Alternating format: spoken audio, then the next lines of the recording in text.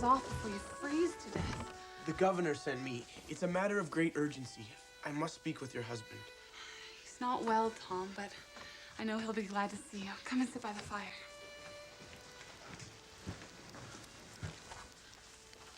Roger, you must wake up.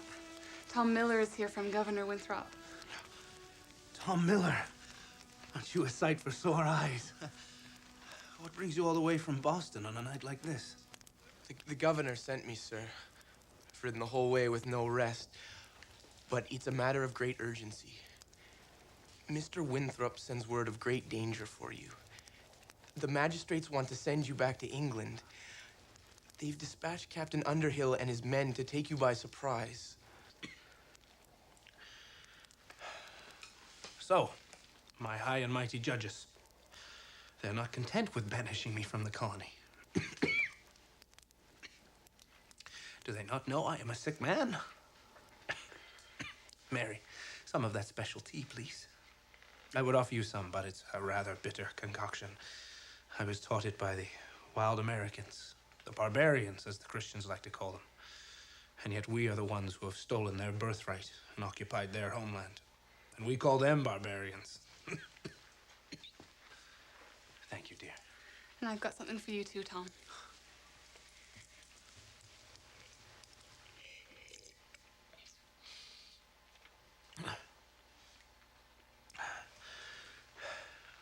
So, it seems as though they are afraid I will find refuge in this wilderness and raise an army of malcontents and nonconformists.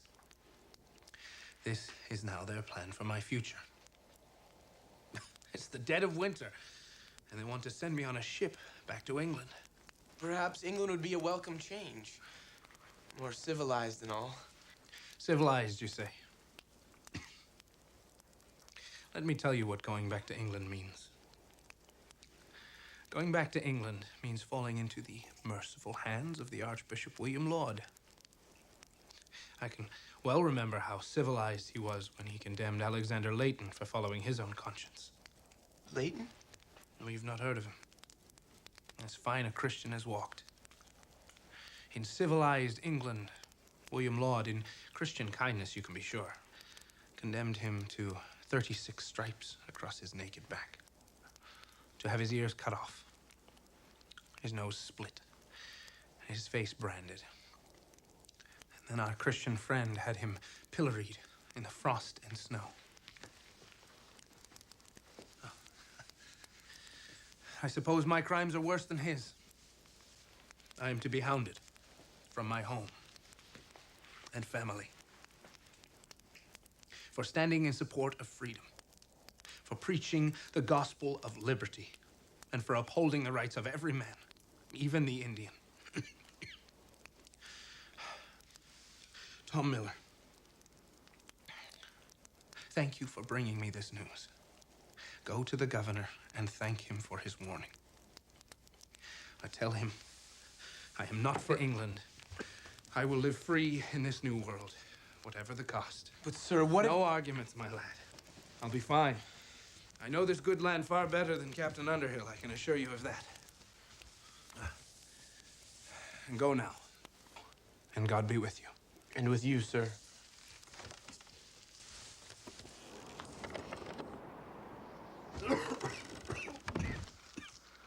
Good lad, that.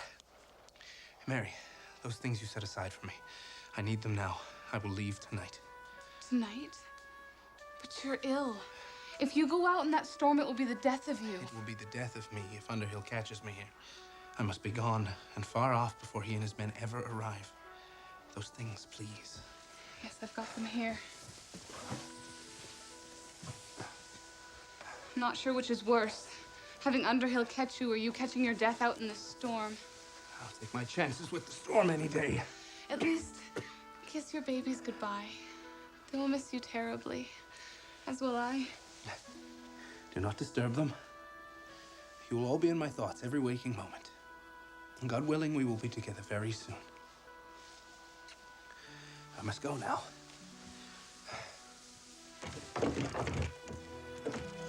If Underhill catches me here, you may well be in danger yourself.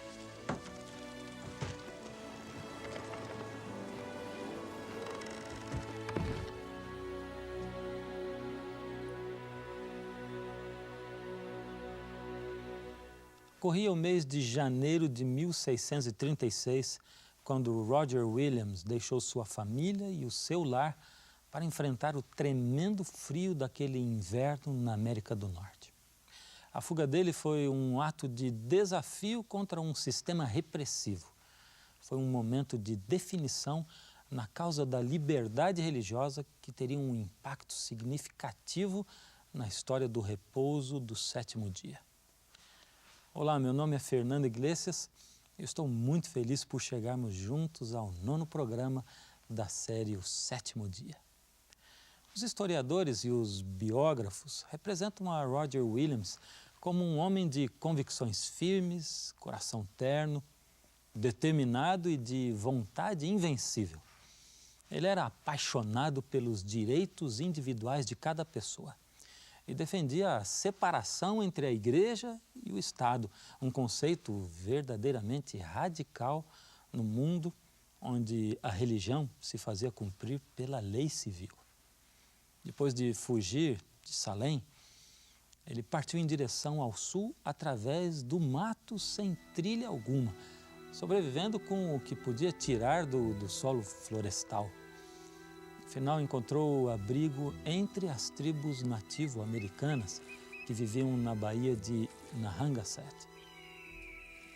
Seus inimigos devem ter se alegrado por livrar-se dele, mas sua família e amigos desejavam saber se ele sobrevivera ao cruel inverno.